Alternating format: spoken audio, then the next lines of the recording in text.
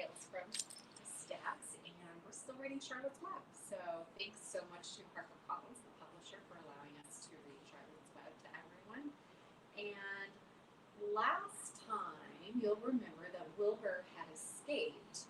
So we are going to pick up at chapter 5, which is entitled Charlotte. So let's see what happens to Wilbur. The night seemed long. Wilbur's stomach was empty and his mind was full. And when your stomach is empty and your mind is full, it's always hard to sleep. A dozen times during the night, Wilbur woke and stared into the blackness, listening to the sounds and trying to figure out what time it was. A barn is never perfectly quiet. Even at midnight, there is usually something stirring. The first time he woke, he heard Templeton gnawing a hole in the grain bin. Templeton's teeth scraped loudly against the wood and made quite a racket. That crazy rat, thought Wilbur. Why does he have to stay up all night, grinding his clashers and destroying people's property? Why can't he go to sleep like any decent animal? The second time Wilbur woke, he heard the goose turning on her nest and chuckling to herself. What time is it? Whispered Wilbur to the goose. Probably about 11:30, said the goose. Why aren't you asleep, Wilbur? Oh, too many things on my mind, said Wilbur. Well, said the goose, that's not my trouble. I have nothing at all on my mind, but I've too many things under my behind. Have you ever tried to sleep while sitting on 8 eggs? Well, no, replied Wilbur. I suppose it is uncomfortable. Well, how long does it take a goose egg to hatch? Approximately 30 days all told, answered the goose, but I cheat a little. On warm afternoons, I just pull a little straw over the eggs and I go out for a walk. Wilbur yawned and went back to sleep. In his dreams, he heard again the voice saying, I'll be a friend to you. Go to sleep. You'll see me in the morning. About half an hour before dawn, Wilbur woke and listened. The barn was still quiet. The sheep lay motionless. Even the goose was quiet. Overhead on the main floor, nothing stirred. The cows were resting, the horses dozed. Templeton had quit work and had gone off somewhere on an errand. The only sound was a slight scraping noise from the rooftop, where the weather vane swung back and forth. Wilbur loved the barn when it was like this, calm and quiet, waiting for light. Day is almost here, he thought. Through a small window, a faint gleam appeared. One by one, the stars went out. Wilbur could see the goose a few feet away. She sat with head tucked under a wing. Then he could see the sheep and the lambs. The sky lightened. Oh, beautiful day! It's here at last. Today I shall find my friend. And Wilbur looked everywhere. He searched his pen thoroughly. He examined the window ledge. He stared up at the ceiling, but he saw nothing new. Finally, he decided he would have to speak up. He hated to break the lovely stillness of dawn by using his voice, but he couldn't think of any other way to locate the mysterious new friend who was nowhere to be seen. So Wilbur cleared his throat. Attention, please, he said in a loud, firm voice. Will the party who addressed me at bedtime last night kindly make himself or herself known by giving an appropriate sign or signal? Wilbur paused and listened. All the other animals lifted their head and stared at him. Wilbur blushed, but he was determined to get in touch with his unknown friend. Attention, please, he said. I will repeat the message. Will the party who addressed me at bedtime last night kindly speak up? Please tell me where you are, if you're my friend. The sheep looked at each other in disgust. Stop your nonsense, Wilbur, said the oldest sheep. If you have a new friend here, you are probably disturbing his rest, and the quickest way to spoil a friendship is to wake somebody up in the morning before he's ready. Now, how can you be sure your friend is an early riser? I beg everyone's pardon, whispered Wilbur. I didn't mean to be objectionable. He lay down meekly in the manure facing the door. He did not know it, but his friend was very near, and the old sheep was right. The friend was still asleep. Soon, Lurvy appeared with slops for breakfast, and Wilbur rushed out. He ate everything in a hurry and licked the trout. The sheep moved off down the lane. The gander waddled along behind them, pulling grass. And then, just as Wilbur was settling down for his morning nap, he heard again the thin voice that had addressed him the night before. "Salutations," said the voice. Wilbur jumped to his feet. What?" he cried. "Salutations," repeated the voice. "What are they? And where are you?" screamed Wilbur. "Oh, please, please tell me where you are. And what are salutations?" "Salutations are greetings," said the voice. "When I say salutations, it's just my fancy way of saying hello or good morning. Actually, it's a silly expression, and I'm surprised that I used it at all. As for my whereabouts, that's easy. Look up here in the corner of the doorway. Here I am. Look, I'm waving. You see Charlotte up there in the corner in her web." At last, Wilbur saw the creature that had spoken to him in such a kindly way. Stretched across the upper part of the doorway was a big spider web, and hanging from the top of the web, head down, was a large gray spider. She was about the size of a gun prop, and she had 8 legs, and she was waving one of them at Wilbur in friendly greeting. "You see me now?" she asked. "Oh, yes, indeed," said Wilbur. "Yes, indeed. Who are you? Good morning, salutations. Very pleased to meet you. What's your name, please? May I have your name?" "My name," said the spider, "is Charlotte." "Charlotte what?" asked Wilbur eagerly. "Charlotte A. Cavatica, but just call me Charlotte." "Oh, I think you're beautiful," said Wilbur. "Well, I am pretty," replied Charlotte. "There's no denying that. Almost all spiders are rather nice looking. I'm not as flashy as some, but I'll do. I wish I could see you, Wilbur, as clearly as you can see me." "Why can't you?" asked the pig. "I'm right here."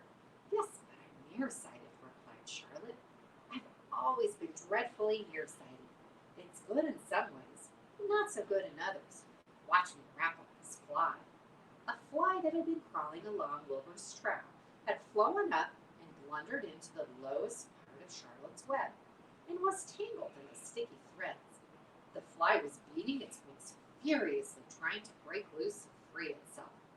"First," said Charlotte, "I dived at her, and she plunged head first toward the fly. As she dropped, a tiny silken thread unwound from her rear end. Next, wrap 'em up." She grabbed the fly, threw a few jets of silk around it, and rolled it over and over, wrapping it so that it couldn't move. There's Charlotte wrapping up the fly in her web. Wilbur watched in horror. He could hardly believe what he was seeing, and although he detested flies, he was sorry for this one. "There," said Charlotte. "Now I knocked him out, so he'll be more comfortable." And she bit the fly. "He can't feel a thing now," she remarked. "He'll make a perfect breakfast for me." "You mean you eat flies?" gasped Wilbur. "Certainly. Flies, bugs, grasshoppers, choice beetles, moths, butterflies, tasty cockroaches, gnats, midges, daddy longlegs, centipedes, mosquitoes, crickets, anything that is careless enough to get caught in my web. I have to live, don't I?" "Oh, yes, of course," said Wilbur. "Do they taste good?" "Delicious, of course. I don't really eat them. I drink them. I drink their blood." "I love blood," said Charlotte. And her pleasant, thin voice grew even thinner and more pleasant. "Oh, don't say that," groaned Wilbur. "Please don't say things like that." "Why not? It's true. And I have to say what's true. I'm not entirely happy about my diet of flies and bugs, but it's the way I'm made. A spider has to pick up a living somehow or other, and I happen to be a trapper. I just naturally build a web and trap flies and other insects. My mother was a trapper before me. Her mother was a trapper before her. All our family have been trappers, way back for thousands and thousands of years. We spiders have been laying flies and bugs. Oh, it's a miserable inheritance, said Wilbur gloomily. He was sad because his new friend was so bloodthirsty. Yes, it is, agreed Charlotte, but I can't help it. I don't know how the first spider in the early days of the world happened to think up this fancy way of spinning a web, but she did, and it was clever too. Since then, all of the spiders have had to work the same trick. It's not a bad pitch on the whole. It's cruel, replied Wilbur, who did not intend to be argued out of his position. Well, you can't talk, said Charlotte. You have your meals brought to you in a pail. Nobody feeds me. I have to get my own living. I live by my wits. I have to be sharp and clever, lest I go hungry. I have to think things out, catch what I can, and take what comes. And it just so happens, my friend, then what comes is flies and insects and bugs. And furthermore, said Charlotte, shaking one of her legs, do you realize that if I didn't catch bugs and eat them, bugs would increase and multiply and get so numerous that they would destroy the earth, wipe out everything? Really, said Wilbur. I wouldn't want that to happen. Perhaps your web is a good thing after all. The goose had been listening to this conversation and chuckled to herself.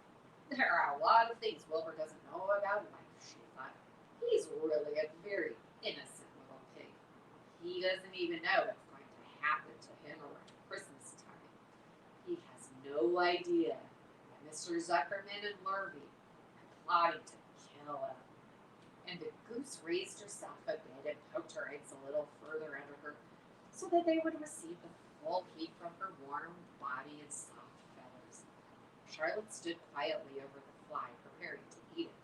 Wilbur lay down and closed his eyes. He was tired from his wakeful night and from the excitement of meeting summer for the first time. A breeze brought him the smell of clover and the sweet-smelling world behind his fence. Well, he thought, I've got a new friend, all right, but what a gamble friendship is. Charlotte is fierce, brutal, scheming, bloodthirsty. Everything I don't like. How can I learn to like her, even though she is pretty and, of course, clever? Wilbur was merely suffering the doubts and fears that often go with finding a new friend. In good time, he was to discover that he was mistaken about Charlotte. Underneath her rather bold and cruel exterior, she had a kind heart, and she was to prove loyal and true to the very end. Summer Days, Chapter 6.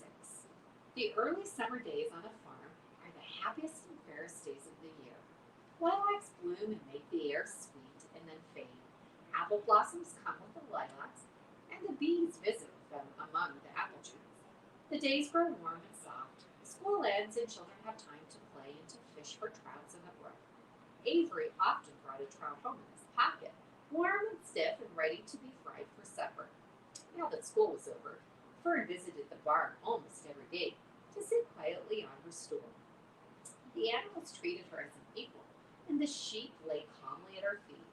Around the 1st of July, the work horses were hitched to the mowing machine, and Mr. Zuckerman climbed into the seat and drove into the field.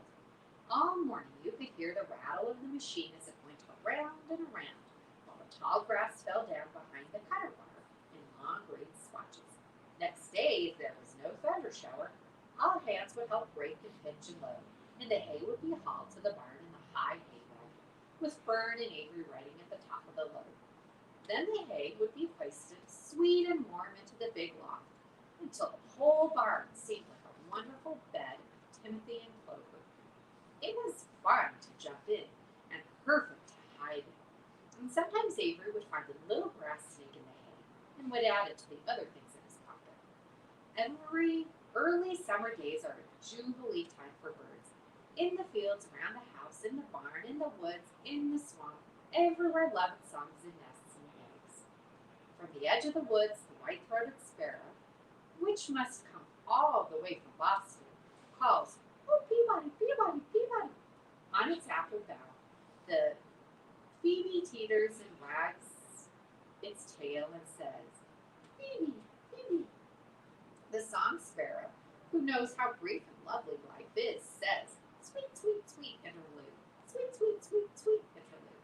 If you enter the barn and the swallows swoop down from their nests and scold, cheeky, cheeky, they say. In early summer, there are plenty of things for a child to eat and drink and suck and chew. Dandelion stems are full of milk. Clover heads are loaded with nectar. The frigid air is full of ice-cold drinks. Everywhere you look is life, even the little ball of spit on the weed stalk. If you poke it apart, it has a green worm inside.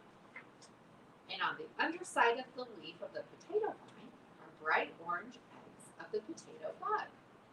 It was on a day in early summer that the goose eggs hatched. This was an important event in the barn cellar. Fern was there, sitting on her stool when it happened. Except for the goose herself, Charlotte was the first to know the goslings had at last arrived. The goose knew in advance that they were coming, and she could hear their weak voices calling from inside the egg. She knew that they were in a desperately cramped position inside the shell and were most anxious to break through and get out. So she sat right still and talked less than usual. When the first gosling poked its gray-green head through the goose feathers and looked around, Charlotte spied it and made the announcement. I am sure, she said, that every one of us here will be gratified to learn that after 4 weeks of unremitting effort and patience on the part of our friend the goose, she now has something to show for it. The goslings have arrived.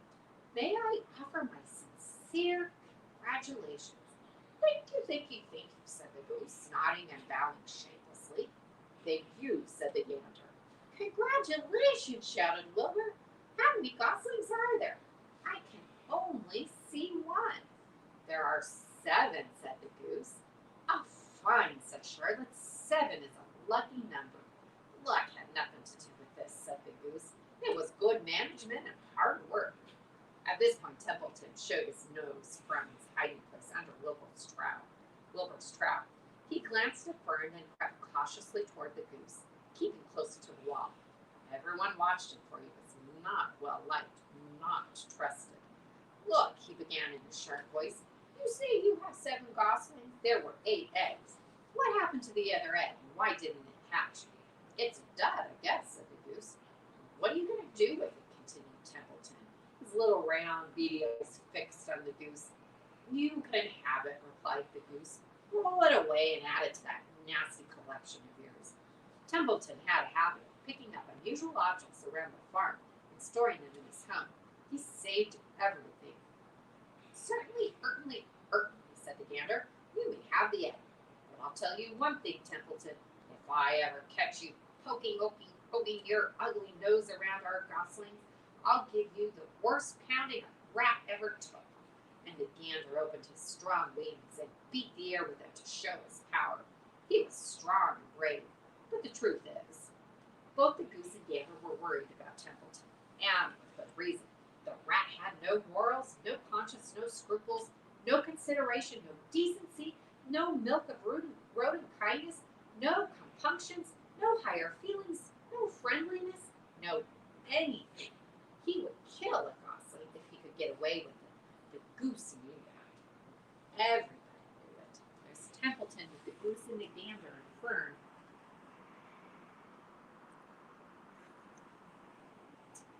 With her broad bill, the goose pushed the unhatched egg out of the nest, and the entire company watched in disgust while the rat rolled it away.